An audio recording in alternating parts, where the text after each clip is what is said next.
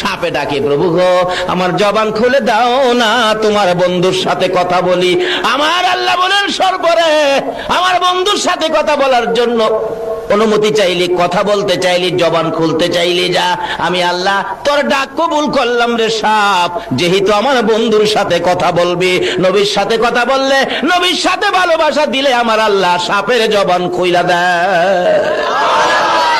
সাপ বলতেছেন, ইয়া রাসূলুল্লাহ আমাকে মাফ করে দেন, ক্ষমা করে দেন, ভুল করেছি হুজুর। ভুল করার কারণ হলো আমি খবর পেয়েছি আপনি এই রাস্তা দিয়ে মক্কা থেকে হিজরত করে মদিনা যাবেন, আপনার দুশমনেরা আপনাকে পিছন দিয়ে দাওয়া করবে। হুজুর ওই দিন থেকে 6 মাস পর্যন্ত এই গুহার মধ্যে বসে আছি, আপনি নবী যখন গুহার মধ্যে আসবেন, আমি সাপ ওই গুহার মুখের মধ্যে বসে থাকবো, আপনার দুশমনদের মোকাবেলা করে, আপনার দুশমনদেরকে দংশন করে দুনিয়া থেকে বিদায় করে দেব। একটা